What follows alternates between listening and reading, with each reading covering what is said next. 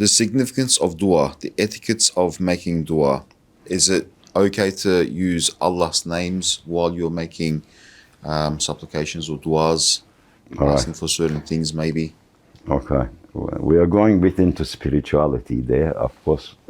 It's not really my area, but, I can perhaps say a few things. Dua is the most important thing in Islam. There's no doubt about that, In fact, there's a verse in the Quran which says, if it wasn't for your supplication, what value would you have? You have no value. And the Quran also states, وَمَا خَلَقْتُ الْجِنَّ وَالْإِنسَ إِلَّا لِيَعْبُدُونَ. I have created the jinn and the human beings so that they may worship me. The purpose of our creation is dua, worship. Worship is a type of dua as well. And supplication, yes.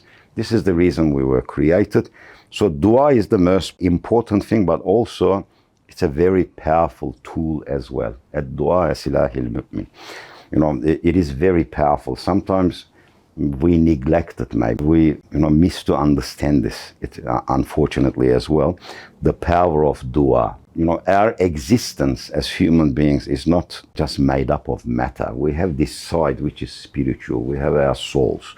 And we have this connection with the Creator through our souls. So we need to keep that connection with Allah subhanahu wa ta'ala through du'as, through supplications. And yes, you can use the names of Allah subhanahu wa ta'ala when making dua. In fact, it's encouraged. It's encouraged a lot. I can tell you that from the scholars. In particular, it's good to use some of the names considered to be from the Ismi Azam. Ismi Azam is a dua where Allah does not, return, always answers. It's a dua that Allah subhanahu wa ta'ala answers. They say some of the Sahabi, like Hazrat Ali radiallahu anhu, used to know this dua. Not everyone knows that dua. It's because it's a very powerful name, it's dua. But within that dua, that supplication, Ismi Azam, there are some names scholars have, decided on, I should say. And they say names like Hayy Qayyum, Ya Hayy Ya Qayyum, Fardun Adlun, Hakemin Quddus. Those 6 names in particular, they say they are part of the Ismi Azam, the greatest names. And also some scholars also include Wedud into it. Wedud means love. That's where love originates from. It originates from Allah subhanahu wa ta'ala. Perhaps our existence is connected to that name, Wedud. Because of love, compassion, mercy, He created us.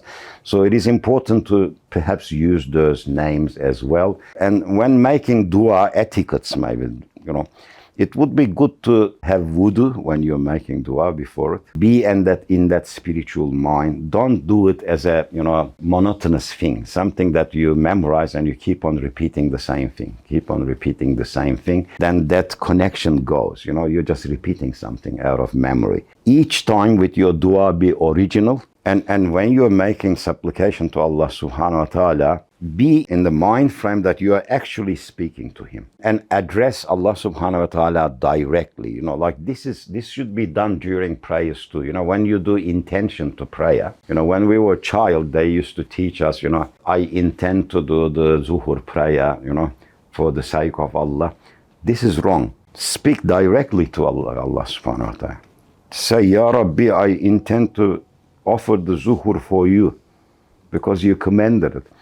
Speak directly, and dua should be like that. One should address Allah subhanahu wa ta'ala directly. And as you know, in Islam, there is no one as an intermediary between God and yourself. No one. Unlike any other religion, you're directly connected. You don't need any holy man as an in-between. You and Allah subhanahu wa ta'ala. You can connect to Allah subhanahu wa ta'ala directly. And maybe as a last thing, one of the best places to make dua is sajda. As sajda, because that is the closest place to Allah subhanahu wa ta'ala. You achieve proximity there. And salat is the miraj of all mu'min. Miraj is like miraj. So at sajda, you can make dua, but don't ask for worldly things. Avoid that, Make dua, but do it through your mind. Don't make your mouth move, because during salat, in particular during farz, you shouldn't, say anything out of the Quran. So it's better to make Quranic du'as that are in the Quran. So yes, it is a powerful thing, du'as. So we should hang strongly on to them. Yeah.